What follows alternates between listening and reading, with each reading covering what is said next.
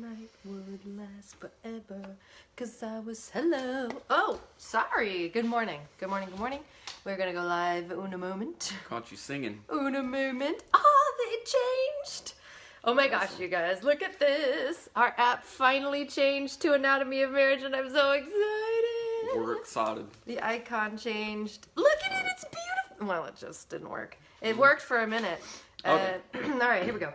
Here we go. What's up, lemons? All right. Lemons? R Remons. Nope. L Remons. Not lemons, but that's a cute name. Liz Lemon. All right. Hello and welcome to AOM Radio, Anatomy of Marriage Radio. I'm your host, Melanie Studley. Hey guys, what's up? My name is Seth Studley. I am a licensed marriage and family therapist. Welcome this morning. Today's show is brought to you by the new and improved Anatomy of Marriage app. Oh my goodness, you guys, we just got the name changed over. So Get Your Marriage On is what it used to be called, but now it's called Anatomy of Marriage, and we are so excited about it. Excited. If you have never checked it out, check it out now. Go to anatomyofmarriage.com. All right, we do 4 things. Every single morning we pray. We share what we are thankful for. We just call it a gratitude. What I am thankful for that Melanie did, vice versa. And then we share an intention. And then lastly, we do 1 or 2 questions, conversation starters from the brand new, newfangled app. Which is awesome. What's up, Tierney? What's up, Rochelle? Hello. All right, ready to go? Oh. Yes. Well, I was just going to say, today we're talking about, we're answering a listener question about bachelor parties and strip clubs. So I know that sounds crazy, but these are things real people deal with all the time. So we're going to, hi Aaron, we're going to be talking about that. So let's pray. Let's get started. Thank you, Jesus, for your blessings. Thank you for this day. Thank you for the sun outside. And I pray that this day is full of intention and gratitude, and may our hearts be thankful for literally what we have, which is life and opportunity, and you give us hope and opportunity. Like I said, thank you for your blessings. Amen. Amen. All right. We encourage you to pray with your partner. Right now, we're going to do our intention or our gratitudes, and we encourage you to do the same. Right. What's your gratitude? What are you thankful for that I did recently? Painting the house. Still, I came home yesterday. You're hard at work outside listening to your podcasts or books. I don't know what you were listening to. Actually, I just knew you were listening to something. And so, what are you doing? You're improving the place that we live, our property, right? And you're improving your brain and your heart at the same time. So I really appreciate that you have a growth mindset. Thank you. Thank you. You're welcome. I mean, I am very thankful and have gratitude that yesterday you had sort of an insight about how you're treating one of our kids based on family of origin stuff. Yeah. And it was really great to hear you say it and not to feel like I have to tell you something. You know what I mean? I don't know if that makes sense. Sometimes people can say things all they want to, but until you come to that realization, things may not change. Right, and that's what happened yesterday. And you had the kind of courage, not even kind of, you had the courage and all of the things to be able to tell me, hey, I'm doing this bad parenting thing and I'm not meaning to, and I need to talk to you about this. And so I'm so incredibly thankful that you have that humility, courage, and all of those things. Boom, baby. Lots of people don't. All right. What's up, Delano? How you doing, bud? Hello. What's up, Rob? So really, guys, do these things together with your spouse. Pray, do your gratitudes, and then do your intentions, which is basically the behavior you want to do today based off of things that you did not do so great the day before. What are your thoughts? My intention is to write down and continue to think about what we talked about with parenting and like family of origin stuff, because anything that we do with family of origin, or especially if you have kids, parenting, that does benefit your spouse. Any work or deep dive that you're doing, that benefits your spouse. So that's how I can serve you today in a roundabout way, if that makes sense. I think that my intention for today relationally, and this is going to sound maybe weird, but my intention is to get our house to be better inside, cleaner. Like painting outside and doing all the crazy stuff, and kids and ear appointments and vacuuming out wax from a kid's ear at the thing, like just lots of stuff. But no, not TMI. But I am excited and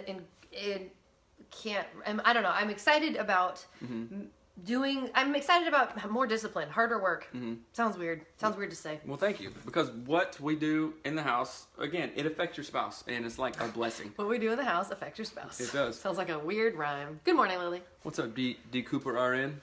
Okay. Morning. What's up, Miss Team Myers? All right. Let's get to the question here. Ready? Yes. All right. This question comes from the Get Your Marriage On app. And no, it doesn't. You just make things up sometimes. I really think you do. That's what it No, it doesn't. You're Sorry. making that up. It Scratch that. didn't Go come ahead. from our app. Go. Someone sent it in to hello@anatomyofmarriage.com, where you can send in your questions, or you can send them in through the app, which Aaron is says now my Anatomy hair of is Marriage app. looking swell. Thanks. Great. Got a haircut. Nice. So it says, hello, I really love the show and I've been listening to it as I work. It gets me through the day. Awesome. My boyfriend and I are planning to get engaged soon, and the idea of his friends throwing a bachelor party, which will of course involve hiring a stripper, makes my stomach turn. I do not like guys that go to strip clubs. I find it offensive on so many levels, to me, to women, to the idea of monogamy. I feel like guys get a free pass to cheat in a way during their bachelor parties without being seen as such, or like cheating. In reality, it is an almost fully naked woman tantalizing, rubbing on, and arousing my partner, basically live porn. And I am so not okay with this, and I need a way to relay this that, number one, doesn't make his friends sneak a stripper, and number two, allows my partner to see a real reason and logic as to why I am asking him not to have one. And number three, doesn't make me seem like a buzzkill. Additionally, this will be his second marriage. The first time around, he did a bachelor party in Vegas with strippers. I'm not okay thinking about it. And he was even propositioned by a stripper. Apparently, it's a thing for strippers to offer this kind of thing on bachelor parties. Mm-hmm. So it says, please help me with this. All the best. So thank you for sending this question in, because vomit. That's a hard question. And right. Triple vomit. This happens to people all the time. It does. I speak at MOPS groups, and it's totally disgusting how much women will talk about this stuff as if it is somehow acceptable, and they're like, well, you can't have everything, so I guess I'm just gonna go see a stripper, whatever. And I don't know, it's totally deplorable. What are your thoughts on it? I think that it is culturally normalized, but just because it's culturally normalized doesn't mean it's okay, right? And let's think about it this way. So you're gonna get married, and let's put it in a different scenario. When you told me this question came through, I was like, all right, hey Melanie, before we get married, let's go literally get as many credit cards as we can and go into debt, right? So this is almost a debt party. It's a debt party, and that would be a bad idea, right? Oh, but everybody does it. You got to have a blowout or whatever, before you get married. A mega debt party. One last hurrah or whatever. You would think most people think that would be a bad idea, right? And not wise, right? So this is almost like a let's go into some moral debauchery debt kind of thing, and normalize it, right? Right. So one thing,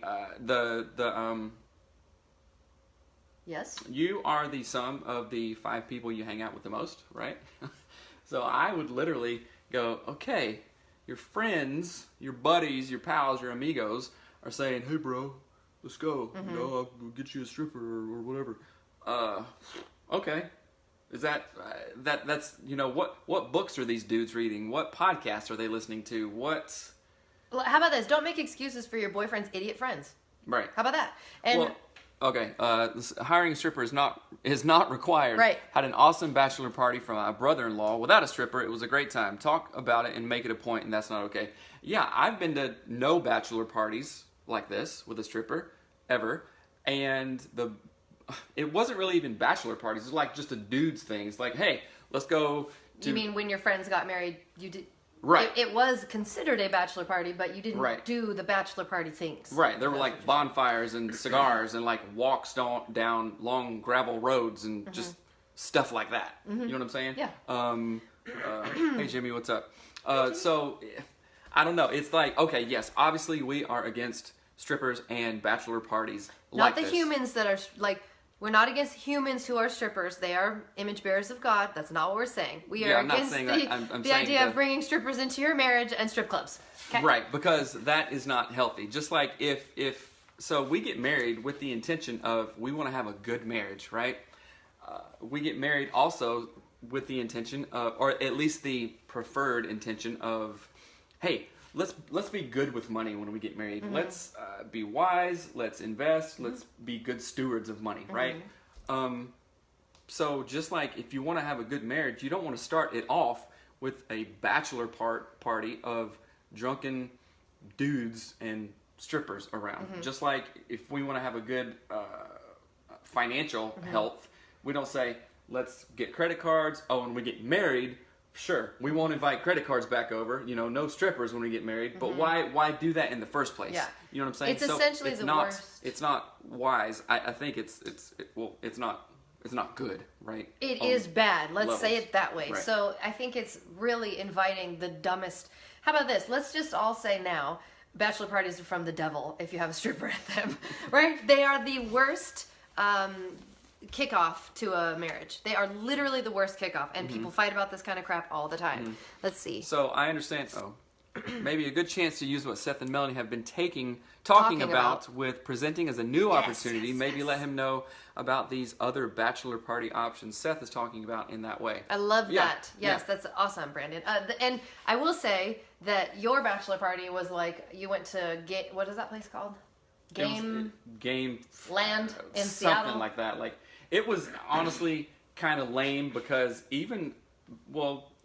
okay, you guys know our story and like our communication and our, it wasn't the best, right? And a lot of people said, how are you still married? You shouldn't have gotten married in the first place. And I remember we had a big argument on that, on right before our wedding day, because you thought that we were going to go do crazy stuff. But no, we went and watched a movie and played video games, and like my little brother was there. You know what I'm saying? So it was fun. We went and played games. My friends, the guys from Emory, took me out, and we just went and did stuff in Seattle. Yeah. And it was cool. And it was nothing bad. I don't even think we drank. Right. You know what I'm saying? Yeah. So let's talk about options. Let's give this lady options, because I think that might be what she's struggling with. But I do want to say, before we give options, that you are setting yourself up for failure down the road if you allow this. Hey, I know Chris, that sounds what's up, weird, man? but if you literally, so what is that quote? What you accept, the behavior you accept is the behavior you condone. What am I saying? Well, there's a million different ways to say it, but you allow the behavior you Accept? Yeah, something like that. You accept the behavior you allow? Something like that. Anyway, so here's a perfect example. If Seth said, I want to go to a strip club, it's my engagement, or it's my bachelor party, I can do whatever I want. And I was like, oh, but I don't want you to go. I'm going to pout, I'm going to be mad, I'm going to say whatever, but then I'm going to let him go. You know how he's going to treat me for the rest of our marriage? Right. Like a sack of crap that he can ignore and do whatever he wants to about. That's my issue with this question. Is it's like, your future husband sounds kind of like a jerk if he's thinking not the we, the us. He's thinking me, my strip club, right? I don't care if he was married before and went to Vegas. He shouldn't care if he was married before and went to Vegas. That's not the relationship he's in now. Right. And if you let him do this, girl, you are setting yourself up to be a doormat. And I'm not trying to be mean. And I'm hoping he's not a total jerk, but that's what I think. What you allow to happen in your life, you promote. Yes, that's great. It's that same idea. Come on. But we can never expand the question. Okay, there we go. She should state her thoughts and how she would be disapproving of something like that. My wife did that to me, and I had no intentions of strip clubs or strippers. But me and the boys went on a chartered shark fishing trip and then drank beer and barbecued. That sounds like the best thing ever. And my buddy, who was a captain, what's up, Captain Chris, does that type of thing. That's amazing. Hint, hint. Tuna run, salmon run, halibut run. Anyway. But so let's see. Allow, that implies she can control his behavior. I do completely agree this should be an open topic of conversation and what her personal boundaries will be if he continues. I mean, allow. I'm going to let it be as ugly and nasty sounding as that. I will not allow Seth to ever go to a strip club. And if he does, you know where he's going to live? Not in my house. I'm serious. Like, I will not allow that behavior. Right. That is my boundary. That is a boundary that I set, not just for me, for him and our children. I don't care how much that hurts his feelings. Right. I can control his behavior in that way. That makes sense? Yes, in that way, but that's going to, I think some people take that and go, oh, how about this? H-no. Don't take it and be weird. Just look at it for the healthy boundaries that it builds. This is a perfect example. So with our youngest little kid, Miss Sassy Pants, she was having a hard time, I think yesterday, and you were on your run or something, and she was all like literally whining around and talking back, and I said, what did I say to her? I said, Hattie Lou, when you talk that way, I do not accept it, and I will not I don't know if I said engage or I think I used kid words. I said, and I will not be in this conversation when you talk this way. I will not. Mm-hmm. And I walked away and she was like, right? So what I did there was I stated my boundaries because I'm the parent, and in a romantic relationship, you absolutely can state your boundaries. Hey, you know what? Like the Bible first, anything is permissible, but not everything is beneficial, right?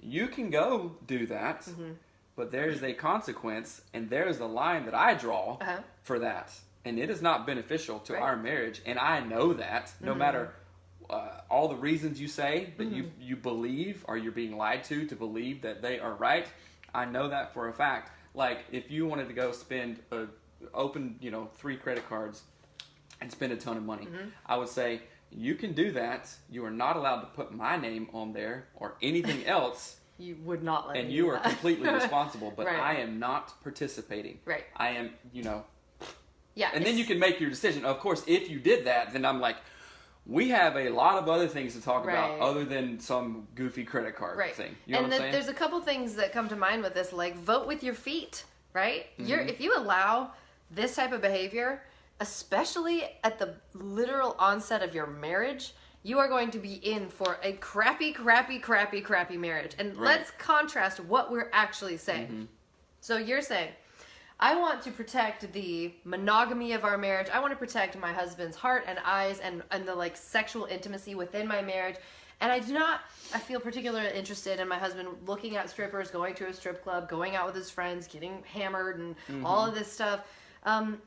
But he is willing to sacrifice all of the health of your relationship to look at a naked lady jostling her bits around. Really? I would say guys and women too don't think of it that way. That's why I'm saying they aren't it that saying way. What is literally 3 hours, and you're saying the rest of our marriage. And that is literally the only reason I'm saying it that way. You are taking one experience, the dumbest experience possible, objectifying a human. I absolutely, again, I do not hate people who are strippers. They're people, right? I'm not saying I hate them. I just think there's so much incredibly saddening, heartbreaking pain in that world and why it exists. Well, there's drugs. We talked about it a couple days ago. There's so much stuff there that's just and trafficking and all this terribly stuff. Unhealthy. Aaron says, and let's not lie, engaging in in a strip club environment is a part of your sexual relationship. Those images and those thoughts will affect your partner's thoughts when you are having your own sexy time. Right. Yeah. And the thing too, we get questions all the time where people are like, wives usually are like, I can't get it out of my head that my husband has looked at porn and all I can think of when we're having sex is he's thinking about them. Right? Same thing. If all I can think of when on our wedding night, the beginning of the rest of our lives together, is he's thinking about the girl in the strip club or the girls or women or all of the whatever. Right? How dumb is that? Men, if you are saying to yourself, I just want to have a bachelor party and have a stripper, blah, blah, blah, blah, blah. Weigh honestly what you are putting, what is at stake in such a stupid It's kind of thing. like inviting in a roommate that's not going to go away for a while. Right. It's a really long time. My husband went to his friend's bachelor party. No intention of strip clubs, but he got super drunk and blacked out and was still taken there. Yeah, so there's another danger. You could end up, that's with alcohol and stuff like that. So use caution, which we're not against alcohol. You can drink, but dumb things happen when people drink and do other drugs. Everybody knows Everything in moderation. Right. I just think... Except strip clubs. What? Sorry, I meant drinking. I meant the drinking part. Everything in moderation, but no strip clubs, right? It still hurts me that he went, even though he says he blacked out and remembers nothing except lights. Yeah. I don't know. But I just think it's important to I really appreciate the person sending this question in. I hate that this is something that people deal with so much and that women in particular think it's okay. Yes, men need to unidiot-ify themselves and figure it out. This isn't okay. Weigh what you're actually doing. I'm going to dishonor my future spouse, the future mother of my children, the future partner I'm going to spend my life with. You know what? Who cares what you think? I want to look at someone naked.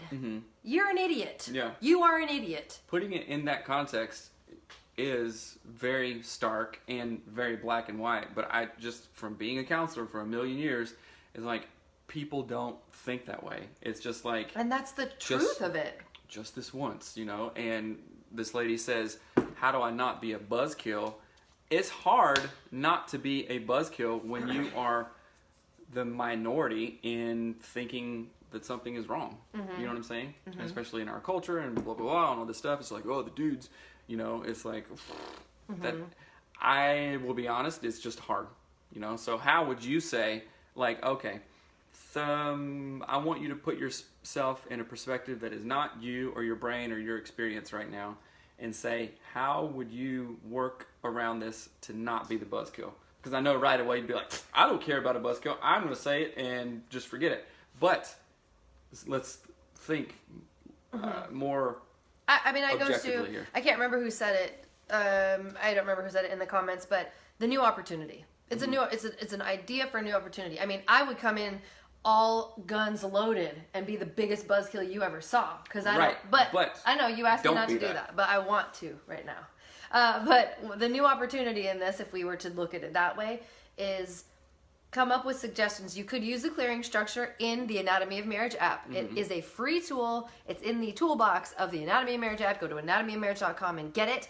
In the clearing structure, it walks you through an interactive problem-solving tool called the clearing structure, and you will say, dear stupid engaged partner who wants to go to a strip club, dear John, when you want to go to a strip club, it makes me feel, then you have a Rolodex of options of emotions you can fill in your own. It makes me feel worthless, ugly, like a piece of crap, like you don't value my opinion. Here's why. Then you fill out, why does it make me feel bad? Because it seems like it dishonors our marriage. I don't think it's necessary. It hurts my feelings. Then you go on to the next thing. You know, so it literally walks you through. Every step of the clearing structure is like having a therapist hold your hand. Nothing is confusing. Nothing doesn't make sense. It's all there.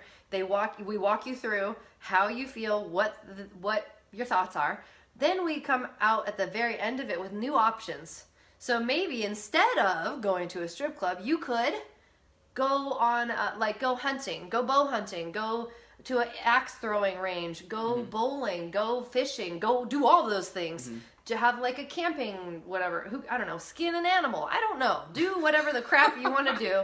But don't, I don't know, is that what guys do? Oh my goodness. Got a squirrel and you skin it. But that, and then at the end of the clearing structure, in our app, you guys hear what I am saying. At the end of this actual tool, it generates a paragraph that your partner can read. So it says their name in it. It says, dear Seth, when you said you wanted to go to a strip club, it really hurt my feelings because it made me feel like you don't care about them. And that reminds me of when I was, you know, in middle school and people made fun, whatever. And then it walks you through. And that is not the foundation that I want to start our marriage on. Absolutely not. Right? Absolutely not. And so let's look at the underlying kind of thing here. I don't really even think it's the, strip club, yeah, let's go. It's the whole thing below that, and what is the foundation that this relationship, this marriage is on, you know. And I'm just trying to be like the devil's advocate here of like what he may say. He's like, it's one time, we've been together for 1.5 years and we love each other and we're great together and it's this one thing. I'm like, okay, you know, but this one thing is probably it's going to go into the relationship, the marriage relationship. And then what are other one things, you know? You know what I'm saying? Like, what are other one things? Well, let me just buy this, you know, $800 gun that I've been looking at for a long time. It's just one time. Well, you already have 5. So, you know what I'm saying? And, well, let me just do this. So, here's the advice that I would give. I think 2 pieces of advice. So, for this lady, I would say, of course, use the clearing structure, like you said. But even almost more importantly than the clearing structure, say, I do not agree with this, condone it, or anything. And if you do this, it will affect our other relationship. You are free to do it, but everything is permissible, but not everything is beneficial. And state your very clearest boundaries. And I'm going to kind of lean back into the woman here.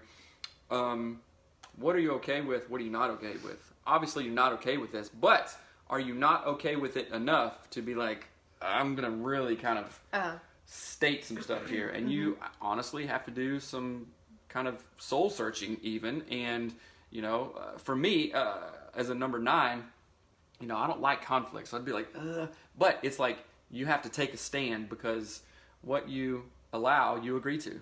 What you allow, you agree to. So I would say that. And then also go get some premarital counseling. Oh, what? Yeah, the best marriage workbook ever. We have it for sale. It was $25, now it's $10. So go get that. It takes you through all kinds of stuff and has conversation starters that, whoa, I've never even thought about that, but I see how that's been playing out in my life and relationships over and over and over. Yeah. So I would absolutely go and get the workbook. And then also, if you wanted an additional layer of that, go to getfaithful.com/anatomy of marriage to get hooked up with a licensed counselor. Oh, guess what? They have premarital counselors too. They have couples counselors. They have every kind of counselor, depression, anxiety, sexual issues, all kinds of stuff. Go hook up with them. Getfaithful.com/anatomy of marriage. What's up, Carrie? I saw some pictures of you guys. You looking good. Looking good. Good. I think what's really important here too, I want to really state this very clearly. We partnered with Faithful Counseling, and you can go to getfaithful.com/anatomy of marriage to learn about the teletherapy world and fill out their amazing survey to help you figure out. And you don't even have to sign up for anything; just fill out the survey, look at it.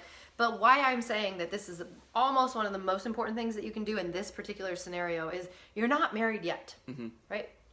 You're not even engaged. You're not even engaged yet. The worst thing you could possibly do is allow your boyfriend to get engaged and then go to strip clubs and then try to fix the mess that he is making because he's apparently a jerk, right? So that's the worst thing you could do. Just let it happen. No, don't interrupt me, for the love of Pete. You keep interrupting me. And then you tell me not to interrupt you. So that is the worst thing for your marriage that you can do is nothing. The worst thing you can do is nothing. Allow him to go, fight with him about it. The first best step is use the clearing structure in the Anatomy of Marriage app. That's the first best step. The second best step is go to getfaithful.com/anatomy of marriage and see a counselor now. I don't know how much it costs. I don't know what the average price of premarital counseling or regular counseling is. I mean, it's like $140 an hour or something, depending on, it can range. Right. But if it costs you, let's just say, high estimate, $200 to figure this crap out now, before you're even married. Is it worth it? Good Lord, it's worth every penny. I mean, it is worth every nickel and dime that you could spend right now to not plant this into your marriage like a weed, right? If this is like blackberry bushes in your marriage, it's prickly, thorny, it's going to tear you apart. It really is going to tear you apart if you do nothing. So that's what I would suggest. The 2 steps is get the app, get the Anatomy of Marriage app, go to anatomyofmarriage.com, and then or both go to getfaithful.com and getfaithful.com/anatomy of marriage and get counseling. Because there is no better time to get counseling than right now. Because otherwise you're setting a precedent. And let me say something, and with a real counselor too. We had premarital counseling with a pastor who we didn't even know, and it was kind of a joke. Well, it wasn't as deep or as thorough as it could have been, right? So as a licensed therapist myself, obviously I'm going to advocate for other licensed therapists because I believe in the power and the strength of real therapy. You know, and I'm not saying, I mean, we had a couple of pastors who did some counseling, not premarital, but other counseling with us, and it was... But they were therapists. Yeah, he was a therapist again. So go to getfaithful.com/anatomy of marriage. Don't have a pretend counselor at your church trying to help you out because they won't. Dangerous. It can be very dangerous, and it was bad in our. Yeah. Our counselor told us to get divorced. So well, he didn't say. I mean, he said divorce is and we're like, what are you saying? I guess he's true. Like, it was possible. Right. So are strip clubs. Those are possible. Yeah. So I wanted to. Oh, okay. It says, hello. I love listening to your. This is a new question. This is a totally unrelated question, but we want to answer. Hello. I love listening to your podcast and been listening to it for almost a year now. It has helped me realize that I want to become a marriage and family therapist. Woo! Yay! Awesome. Go to anything that Anthony O'Neill does to talk about going to college for debt free. Trust me, you will thank me later. Okay. So anyway, do you have any resources, podcasts, posts, etc., talking about what to think about when applying to programs and how to prepare to Oh, okay. So this is basically directed towards exactly me. Yes, I'm not a therapist. Take it away. Well, I thought it was going to be a question about marriage. And I was like, No. So do you have any resources? Let me see. Well, yeah, I did give a resource. Anything that Anthony O'Neill puts out. O'Neill is Oneal. He is a Ramsey personality, and his whole thing is talking about going to college debt-free. And my experience, okay, so that's one resource. Being debt-free in college is very, very, very important. And as important is picking a good school. I suggest and have very strong feelings about going to an accredited, it's called COAMFTE school, COAMFTE, and that means... No one cares. Keep on. Okay, sorry. But anyway, go to an AAMFT, also accredited school. That means American Association of Marriage and Family Therapy.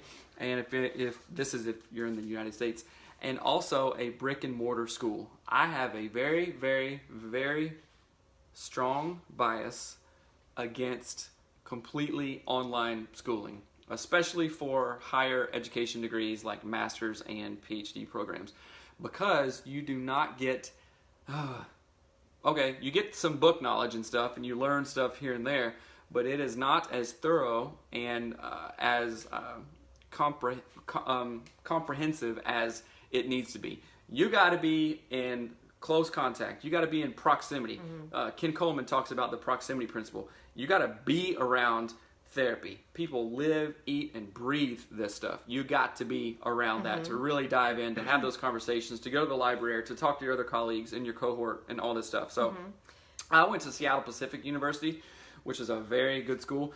There are a couple degree types. Let's see, a Master of Arts, which doesn't have the research component. I have a Master's of Science, so For therapy.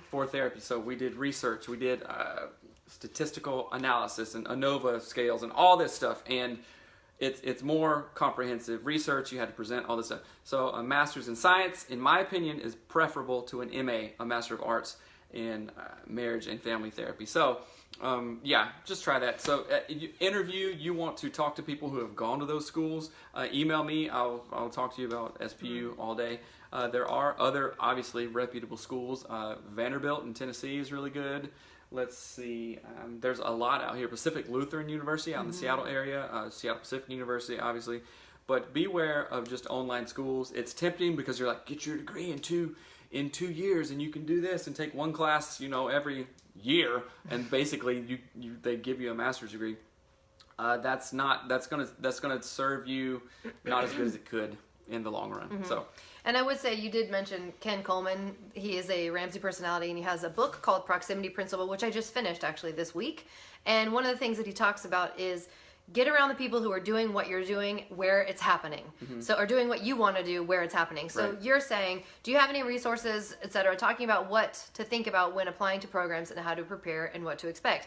I would suggest, look up people who talk about this stuff all the time, specifically who have podcasts or shows. You got to do the research. How about that? We're not going to point you to the right thing. Just start Googling and look on YouTube, what to expect with the blah, blah, blah. And then start making actual connections, real people, and saying, hey, family therapist, or hey, pediatrician, or hey, zoologist, can I ask you 5 minutes worth of questions about your craft or your particular thing? And most people who are passionate about that stuff will absolutely be. You probably don't even know this, but I have gone to coffee and had meetings with so many prospective MFT students just in the field. They find me, they email me, and I'm like, yeah, come to my office, we'll talk for 30 minutes. Usually ends up being an hour, but yeah. When you said in the field, all I could think of was you and someone having coffee in a field. We're like a wheat field. We're in the field. With the grass flying. But I think that it's really important to think about that. So. Okay, check it out. Mama Laps 1, send a request to be in your live video. Yes, you can. We will take the call. Keep it cool. Do something weird, you're on blast. We about to hang up on you if you get Come crazy. on. Okay. All right, go live. All right. Oh, wait, I need to get my microphone ready. That's right. Okay, so we love it when you guys do this. Also, if you do this, if you send a request to be in live, we'll send you a code for a free video. Hello. Hi. How are you? Good morning. I'm good. So, how can we help? sent you guys an email, or not an email, but a private message. Uh-huh. And I'm just waiting to hear back from you guys. Don't particularly want to talk about it right now. Maybe in the future. I just want you to read my email first. Okay. Where did you send it? Which one? Anatomy of Marriage on your private message. Okay. Okay, we'll check it. Sometimes Alright. they get lost. Yeah. Not lost as in they disappear, but there's so many messages that we're like, so we apologize. Yeah, Okay. we will totally read it and respond back. So, all right. Awesome. Thank you for the reminder. Thank you. All right, All bye. right, bye. All right, let's see. What does That's this fun. I love say? doing that. Okay, when and how do y'all make time to read? I want to read all these books, but cannot seem to find time with the kids and a husband. Good question. Great cat. Hey, Marriage Podcast, what's up? I will absolutely tell you one thing. You have the same amount of hours as I do. And me. And Melanie. And guess what? We have 3 kids. And guess what? I did 75 hard, and now Melanie is doing it, and she finds time to read every time. So, anything that you commit to, if I have a term paper due in 6 weeks, guess how long that term paper is going to take for me to write? 6 weeks. If I have 6 days, it's going to take 6 days. So work expands for the time allotted, and that is literally called somebody's law of something, right? That's Wow. so lame. Somebody's law of something. Right, But right. it's true, right? So cancel your cable. It does wonders for reading. Ooh, Absolutely. I love that. We don't have cable. We canceled it years ago. Right. So if you commit to it and say, no matter what, I will read 10 pages a day. I will whatever. Are the John Deloney IG Lives going to be on the podcast? We do some of them on the podcast. The audio is really hard to capture, so we'll figure it out. Sometimes we do, sometimes we don't. Let me but you address can watch this them. question still about reading. All So this is all about your behaviors. It's not about your desire to read, how much you like reading, if you can read. It's about the behaviors. So years ago, I basically stopped watching television. Parkinson's altogether. Law. That sounds exactly right. Thanks, Marriage Podcast. Yeah. Years ago, I stopped watching TV almost entirely. I watch maybe an hour of TV a week. Except for Real Housewives of Atlanta. Oh gosh, I do not watch anything of anything. But that would be a good one to watch. But I don't watch any TV pretty much. I will occasionally watch something like Making the Cut or The Great British Baking Show or like Time to Eat with Nadia Hussein. But when I watch TV, I work out every single time. I stretch. I mean, there's rarely a time when I don't work out when I'm watching TV. So Multitask. yes, cutting your cable is enormously beneficial for being able to read because it stops you from sitting down and watching TV. Also being aware of how much time you're spending on Pinterest, Instagram, Facebook, like scrolling through stuff you don't care about. Read your, what is it called? The thing on your phone, screen time. Look at your screen time every day. Did you know that exists? Yes. It tells you how long you're on your phone, right? Look at your patterns of your behaviors and see what you can weed out. For example, every day I have to read 10 pages of a self-improvement type of book. So sometimes that's easy because the books are kind of like bigger font, easier to read. Sometimes it's really hard. Like the Sex, God, and the Conservative Church is a textbook. I had to read 10 pages of a textbook every day. But I have started reading at around 5:30 in the morning. I started reading Viktor Frankl's Man's Search for Meaning. I've already read my 10 pages. I read them before 6 o'clock in the morning. And it's about finding time. But I do want to say, audiobook. I do everything while listening to audiobooks. I do the dishes, do the laundry, I do my jogging, I weed whack. I do literally almost anything you can do, I do while listening to audiobooks. So work smarter, not harder. Right. One thing that I do when I'm driving, like okay, just veg out and listen to talk radio. Okay, boring. Or when I'm running, when I did 75 hard, when I'm running or walking for 45 minutes, listen to an audiobook. I'm physically exercising, right, getting my brain and body right, and then I'm putting things in that are pushing me and encouraging me. Lily Hay says yes, yes, audiobooks. And if you want to, I guess I feel guilty telling my husband and kids that I need alone time. Michelle! Girl.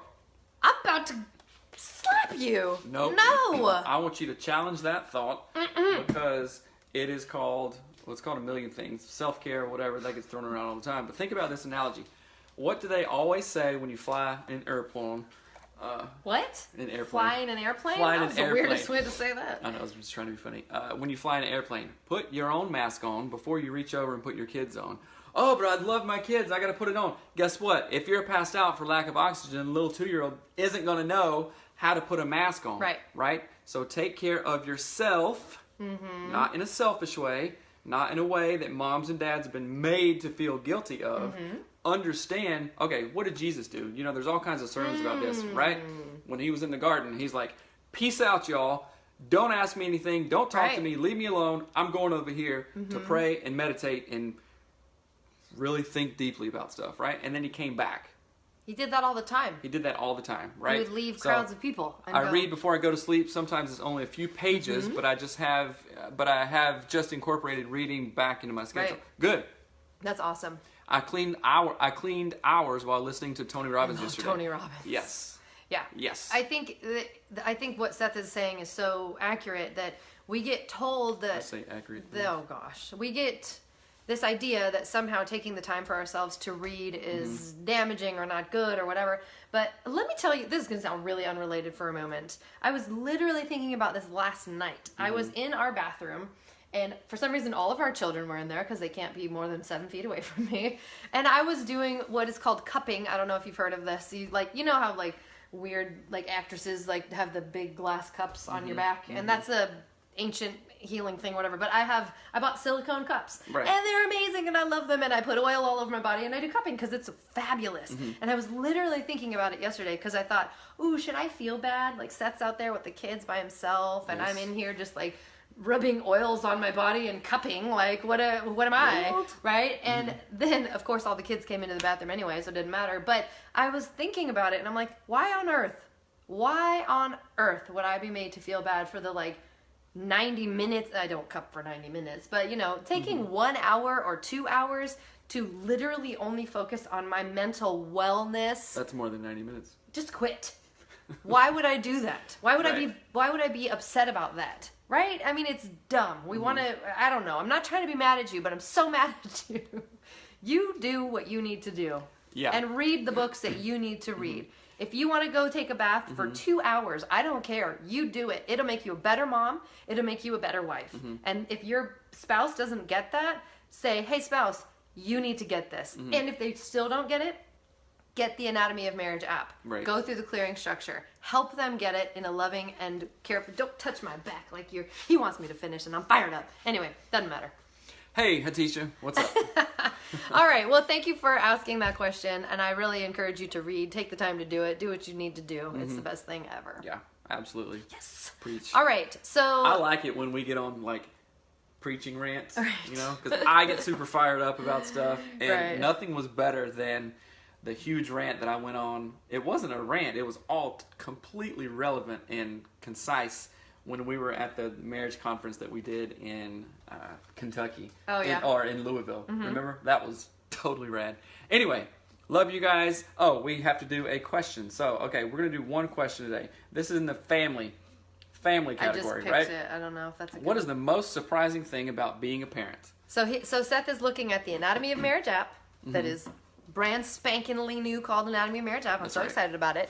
You can download it right now and do the conversation starters with your spouse. Just like we do prayers, gratitude, intentions every day, do the conversation starters. This is the best way to rekindle connection. Okay, right? so... oh my gosh. In the family section of the conversation starters, here's the question. What is the most surprising thing about being a parent?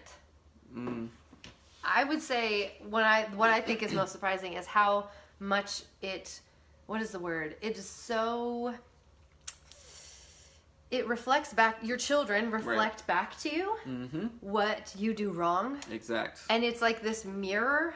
It's like a honesty mirror or something. Yeah. And then you look at the behavior you've been doing that you're getting mad at your own child for, that is something you actually taught them. Right. That is a very like, wasn't crap. expecting that. Yeah, it's a magnifying glass mirror, right? And so 2 things. When the kids were born, I was like, okay, I am nothing. I will give this tiny baby everything and kill or do or destroy anything that gets in their way or harms anything, right? It's just like, okay, I am the world and no one can stop me. Right. That kind of like fierce warrior love, you know, at least for a dad kind of thing. Like, don't even think about thinking about it. You know what I'm saying? And then also the very opposite of that, of like, I will destroy you, kid. You know, because they do push buttons and they point back like exactly, and it's just mind blowing. So it's a dichotomy of like most love imaginable to. Let me strangle you. You Get know a little what I'm closer. Yeah, what which I think is is funny. funny That's is, just being real. Hopefully you guys can relate to that. Right now we have 3 tweens. I just realized yesterday, Hattie is a tween officially. That is so goofy. I disagree Knock with it that. off. An 8-year-old, a tween, that's just like labeling. That's bullcrap. Oh, quit it. I No, just think that's it's total- funny. She's got hormonal stuff going on. That's why she cries all the time. That is bullcrap that labels people and pigeonholes people. You're mean. I think I'm not it's saying funny. I like you. I just don't like that term because some stupid scientists made it Knock up. it off. Anyway, love you guys. Oh my gosh. Don't be a stupid scientist. Somebody agrees with me. Yeah, an 8-year-old, a tween, let them be a freaking 8-year-old. The reason that they're, let me tell you what it is, because my neighbor, my best You're not friend, gonna is change a my mind. pediatrician. The chemicals, the hormonal, she's actually going through like prepubescent hormonal changes right now. That's really, literally is why she's so angry. Mm-hmm. She's angry and she cries and she doesn't know why. And she literally says, I get so mad and then I'm so mean and I'm not trying to and I can't stop it. Right. She is having preteen hormonal But stuff I'm not going going to on. label that behavior as, oh, you're a tween, so... No, I don't mean that. Right. Like that'd be like labeling this question as, oh, well, you're getting engaged. Go to strip clubs. Right, Like, yeah. no, I don't mean it that way. But anyway, I'm glad. Lily that is LMAO. LMAO, Lamau. Lamau. Anyway, Okay. we love you guys. Thanks Yep. for hanging out all morning. And go to anatomyofmarriage.com to get the new Anatomy of Marriage app. You guys, we are so flippin' excited about Mm-hmm. it. And if you like what we're doing, please share our show and rate it and review it on iTunes. That does more for us than you can possibly imagine. Also, sorry, rate the app, too. Oh, yes, please rate the app. We Rate have the very, app. very, very few app ratings. So please rate the app if you love it. Only give it 5 stars. If you don't, you're a jerk. You have no idea how hard it was to make this app, and I'll spank you. Anyhow, we love you. I'm pressing the button. Have a wonderful day. All right. All right, bye.